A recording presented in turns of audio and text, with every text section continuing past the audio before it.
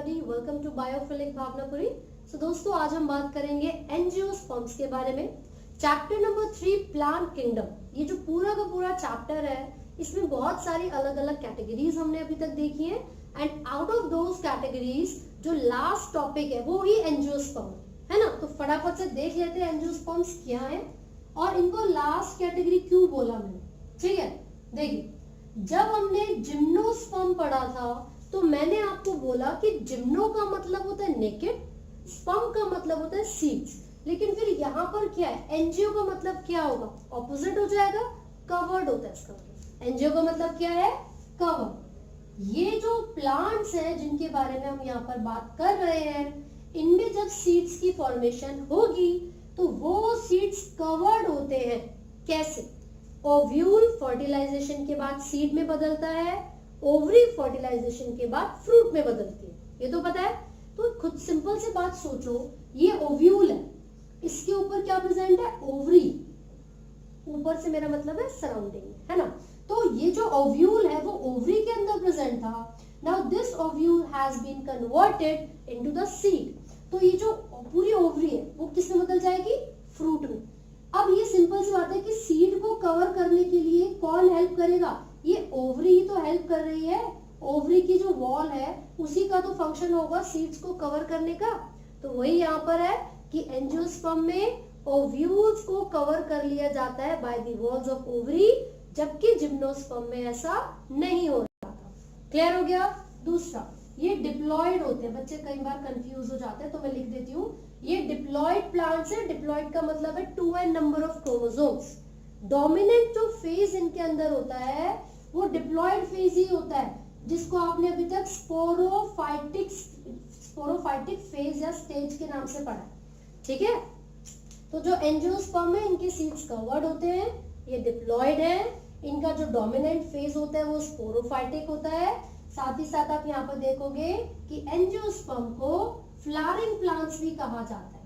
These are also called flowering plants. तो नाम से पता चल रहा है फ्लावर्स की फॉर्मेशन के अंदर होती है, इसीलिए इनको फ्लावरिंग प्लांट्स बोलेंगे। इनमें जो ट्रीज मिलते हैं वो, या फिर आप देखोगे जो बहुत छोटे से छोटा हो सकता है और बहुत बड़े से बड़ा हो सकता है। इसमें वॉल्फिया दिया हुआ which is the smallest flower, तो आपको वो एग्जाम्पल जरूर याद रखना है। तो वॉल्फिया स्मॉलेस्ट के लिए याद रखोगे आप यहाँ पर। इसके अलावा काफी बड़े टॉलेस्ट भी हो सकते हैं, काफी छोटे भी हो सकते हैं। पेड़ों की बात करो तो डेट पाम देख लीजिए कितना ज्यादा बड़ा होता है ना। टीक ट्री जो होता है वो भी बहुत ज्यादा बड़ा होता है। टॉलर ट्रीज भी हो सकते हैं इसके अंदर। साथ ही साथ जब इनकी क्लासेस के बारे में हम बात करते हैं तो एंजियोस्पर्म की 2 क्लासेस होती है। एक होता है मोनोकॉट या मोनोकॉटिलिडॉन, another one is dicot. Mono का मतलब होता है 1, डाई का मतलब होता है 2। अगर कोई भी सीड ऐसा है जिसके अंदर एक single leaf like structure present होगा तो उसको हम मोनोकॉटिलिडॉन बोलेंगे। But if there is a seed with 2 leaf like structures तो उसको हम डाइकॉटिलिडॉन या फिर डाइकॉट बोलते हैं। एक डायग्राम के थ्रू मैं आपको समझा देती हूँ। जैसे कि व्हीट ग्रेन का आप एग्जांपल ले सकते हो। गेहूं होता है ना, चावल होता है, राइस, तो ये सब क्या है, ये मोनोकॉटिलिडॉन होते हैं। These are monocotyledon. ये उसके सीड का इंटरनल स्ट्रक्चर है जो मैंने छोटा सा बना के दिखाया। लेकिन जब डाइकॉट सीड के बारे में आप बात करोगे तो ये कैश्यू यानी कि काजू हो जाएगा, चना हो जाएगा, है ना, या फिर राजमा वगैरह। बहुत सारे एग्जांपल्स हैं जो डाइकॉट सीड्स में आपने देखे होंगे। आप मैंगो का एग्जांपल ले सकते हो, पी यानी कि मटर का एग्जांपल ले सकते हो, ग्राम मैंने ऑलरेडी बना दिया। तो ये कुछ एग्जांपल्स होते हैं मोनोकॉटिलिडॉन के और डाइकॉटिलिडॉन के। मोनो का मतलब मैंने बोला 1 leaf like structure in the seeds, और यहाँ पर 2 लीफ लाइक स्ट्रक्चर्स। तो ये डिफरेंस होता है मोनोकॉटिलिडॉन और डाइकॉटिलिडॉन में। हालांकि इसमें और भी बहुत सारे डिफरेंसेस मैं आपको बता सकती हूँ, लेकिन वो 11th स्टैंडर्ड के चैप्टर नंबर 5 में हमने ज्यादा डिटेल में पढ़ा है। अभी आपको इतना ज्यादा डिटेल में जाने की जरूरत नहीं है, लेकिन आप चाहो तो पहचान सकते हो। आप देखकर पहचान सकते हो कि मोनोकॉट है या फिर डाइकॉट है, जो भी प्लांट आपके सामने है। पता है कैसे, जब इनकी लीव्स देखोगे तो they have a structure like this. Parallel यहाँ पे लाइंस आपको दिखेंगी, लाइंस। लीफ में क्या होता है, पत्ती में एक सेंटर में लाइन जाती है ना, इसको वेन बोलते हैं, VEIN, वेन। अब अगर कोई आपको लीफ ऐसी दिख रही है, इसमें सारी पैरेलल लाइंस हैं, दीज आर वेनलेट्स, तो वो तो मोनोकोटिलिडॉन हो गई। लेकिन अगर यहाँ पर इस तरीके से नेटवर्क बना हुआ है, there is a network like this, तो इसको हम बोलेंगे dicot. And this network of veinlets is called, ये अरेंजमेंट क्या कहलाती है, रेटिक्यूलेट। तो हमें डिफरेंस पता चल गया, मोनोकॉट में सिंगल लीफ लाइक स्ट्रक्चर है, यानी कि एक ही कॉटिलिडॉन होता है। डाइकॉट में 2 लीफ लाइक स्ट्रक्चर्स है, यानी कि 2 कॉटिलिडॉन होंगे।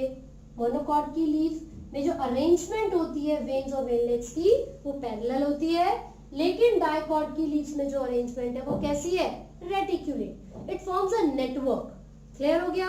ये तो सिर्फ आपको समझाने के लिए मैंने बता दिया, तो आप देखकर भी, मतलब ऑब्जर्व करके भी बता सकते हो, हाँ जी ये मोनोकॉट प्लांट है और वो डाइकॉट। ठीक है। नाउ फ्लावरिंग प्लांट से मैंने बोला तो फ्लावर का स्ट्रक्चर भी देखना पड़ेगा। जल्दी से फ्लावर का स्ट्रक्चर अगर मैं एक बार देख लूं यहाँ पर, तो इसको रब करके मैं बना देती हूँ सुंदर सा एक डायग्राम। ठीक है, फ्लावरिंग प्लांट्स है तो भैया फ्लावर तो बनाना ही पड़ेगा। लेट्स सी फ्लावर का स्ट्रक्चर। अब फ्लावर भी यूनिसेक्सुअल या बायसेक्सुअल हो सकते हैं। यूनिसेक्सुअल या बायसेक्सुअल का मतलब है, यूनि का मतलब होता है कि सिर्फ एक ही रिप्रोडक्टिव स्ट्रक्चर, या तो वो मेल हो या तो वो फीमेल, वही प्रेजेंट होगा। और बायसेक्सुअल का मतलब है मेल और फीमेल दोनों ही रिप्रोडक्टिव स्ट्रक्चर प्रेजेंट होंगे एक ही फ्लावर में। ठीक है, तो this is the bisexual flower that I am drawing here. इसमें इस तरीके से मेल और फीमेल दोनों रिप्रोडक्टिव स्ट्रक्चर्स होंगे। ये मेल बना है, ठीक है, क्या बन रहा है, ये मेल रिप्रोडक्टिव स्ट्रक्चर जिसको एंड्रोइशियम कहते थे। ये लाइक दिस। अब इसको बस पूरा स्ट्रक्चर आपको डिटेल में बताऊंगी, एक बार फटाफट से मैं इसको ड्रॉ कर लेती हूँ और मैं पार्ट्स आपको बता देती हूँ कौन कौन से पार्ट्स हैं। Just like this. ठीक है, चलो लेबलिंग देख लेते हैं पहले फटाफट से। दिस कंप्लीट पोर्शन, ये जो मैंने यहाँ सेंटर में बना हुआ है, this is the female reproductive structure of a flower and this female reproductive structure is called pistil और कार्पल। इसको हम पिस्टिल बोलेंगे या फिर कार्पल बोलेंगे। ठीक है, and this is the male reproductive structure जिसको हम बोल देते हैं स्टेमन, जिसको हमने बोला है स्टेमन। ठीक है, वैसे जब आप साइंटिफिक टर्म्स इनकी पढ़ोगे तो ये जो मेल रिप्रोडक्टिव स्ट्रक्चर है इसको एंड्रोइशियम बोलेंगे। Androecium, all the stamens are collectively forming androecium. और यहाँ पर ये क्या होगा, फीमेल रिप्रोडक्टिव स्ट्रक्चर गाइनोइशियम। क्या बोला हमने इसको, गाइनोइशियम। ठीक है, now these are the colourful region. ये कलरफुल वाली जो स्ट्रक्चर है ना वो यहाँ पर मैंने बनाई है। और किसी भी फ्लावर का ये जो कलरफुल होता है स्ट्रक्चर वो पेटल्स कहलाती है ना। These are also leaf like structures but these are colourful. और ये करेंगी क्या, इनका काम क्या है, इनका काम ये है कि ये अपने जो अट्रैक्टिव कलर्स हैं उनसे इंसेक्ट को अपनी तरफ अट्रैक्ट करती है, आकर्षित करती है, ताकि पॉलिनेशन हो सके। और जब पॉलिनेशन होगी, फर्टिलाइजेशन होगी, तभी तो न्यू सीड्स आएंगे, तभी न्यू प्लांट्स बनेंगे, राइट। और पेटल्स को ही साइंटिफिकली हम क्या बोलते हैं, पेटल्स को बोल देते हैं corolla. These are called corolla. Now these green structures, जो कि कली देखी होगी ना आपने, रोज की कली ऐसे बंद होता है, तो ये जो बर्ड लाइक स्ट्रक्चर होते हैं ग्रीन कलर के, ये प्रोटेक्टिव इन नेचर होते हैं and these are called sepals. और सेपल्स को हम बोलते हैं कैलिक्स। क्या बोलते हैं, कैलिक्स। ठीक है, and what is this structure called, इस स्ट्रक्चर को हम क्या बोलते हैं, यहाँ पर this is the base, bulgy thalamus है, this is the stalk like structure completely. तो ये पूरा का पूरा एक फ्लावर का स्ट्रक्चर है, उसके अलग अलग पार्ट्स है और इन पार्ट्स को भी डिटेल में हम पढ़ेंगे। तो मैं सबसे पहले आपको बता देती हूँ मेल रिप्रोडक्टिव स्ट्रक्चर के बारे में। Let's see, male reproductive structure is like this, है ना। अब इसमें क्या है, ये होते हैं anther. Anther, this is the filament. वो एंथर था, ये फिलामेंट है। एंथर के अंदर यहाँ पर पॉलन ग्रेन की फॉर्मेशन होती है। हालांकि पहले वो माइक्रोस्पोर्स होते हैं और जब एंथर डिहाइड्रेट होता है तभी वो माइक्रोस्पोर्स पॉलन ग्रेन में बदलते हैं, है ना। तो क्योंकि हम बोलेंगे यहाँ पर माइक्रोस्पोर्स की फॉर्मेशन होती है, so these chambers are called microsporangium. क्या बोलते हैं इनको, माइक्रोस्पोरेंजियम। और आप देख सकते हो एक लोब ये रहा और दूसरा लोब यहाँ है, दो लोब्स प्रेजेंट है एक एंथर के अंदर, इसीलिए इसको हम बोलते हैं बाइलोब्ड। क्या बोलेंगे? बाइलोब। और हर एक लोब में दो यहाँ पर थीका प्रेजेंट है, तो इसको डायथीकस भी बोला जाता है। क्लियर है? तो क्योंकि ये मेल रिप्रोडक्टिव स्ट्रक्चर है, इसीलिए इसका जो फंक्शन होगा वो क्या होगा? भाई मेल रिप्रोडक्टिव स्ट्रक्चर है ना, तो यहाँ पर ये मेल गैमेट्स को तो प्रोड्यूस करेगा। So the pollen grains are produce, यहाँ पर पॉलन ग्रेन्स प्रोड्यूस होंगे जिसके अंदर यहाँ पर दो मेल गैमेट्स होते हैं जो कि पॉलन ग्रेन अपने साथ कैरी करके ले जाते हैं, इसीलिए पॉलन ग्रेन्स को कहते हैं मेल गैमेटोफाइट। ठीक है। Now the female reproductive structure, मैंने अभी फिर से आपको बता देती हूँ कि मैं बहुत ज्यादा डिटेल में नहीं जा रही हूँ क्योंकि चैप्टर 5 में हम डिस्कस कर रहे हैं, राइट। तो ये फीमेल रिप्रोडक्टिव स्ट्रक्चर है, यहाँ पर दिस इज स्टिग्मा। स्टिग्मा का काम है पॉलन ग्रेन को रिसीव करना, then style, then ovary, and ovary के अंदर क्या प्रेजेंट होता है? Ovule. This is the ovule, right. जैसे ही ये पॉलन ग्रेन स्टिग्मा तक आते हैं, ये कुछ सिक्रीशन देती है केमिकल की और रिसीव कर लेती है उनको, और यहाँ पर एक जर्म पोर होता है पॉलन ग्रेन के अंदर, वहां से एक ट्यूब बनती है which is the pollen tube. इस पॉलन ट्यूब का काम है कि जो दो मेल गैमेट्स पॉलन ग्रेन के अंदर प्रेजेंट थे उसको फीमेल, यहाँ पर ओव्यूल है ना, उसके अंदर रिलीज कर देना। ऐसा क्यों किया जाता है? ताकि फर्टिलाइजेशन हो सके। And in order to complete the process, यहाँ पर दो मेल गैमेट्स की जरूरत है और इन दोनों ही मेल गैमेट्स की फ्यूजन भी यहाँ पर आप देखोगे। क्या बोलते हैं उस प्रोसेस को? Double fertilization. ठीक है, फटाफट से मैं समझा देती हूँ आपको। उसके लिए हम ओव्यूल का स्ट्रक्चर बहुत ही बड़ा बनाएंगे, डिटेल स्ट्रक्चर बना लेते हैं। चलिए एक बार मैं ड्रॉ कर देती हूँ डिटेल स्ट्रक्चर ऑफ ओव्यूल। ठीक है, यहाँ पर हमने बनाया ओव्यूल का स्ट्रक्चर, क्योंकि ओव्यूल के अंदर ही दोनों मेल गैमेट्स को रिलीज किया जाएगा, है ना। यहाँ पर देखिए ये डिटेल स्ट्रक्चर हम बना रहे हैं, एनलार्ज व्यू बना रहे हैं, तो इसके अंदर ये अलग अलग सेल्स होते हैं। Remember all these are haploid cells. कैसे सेल्स है?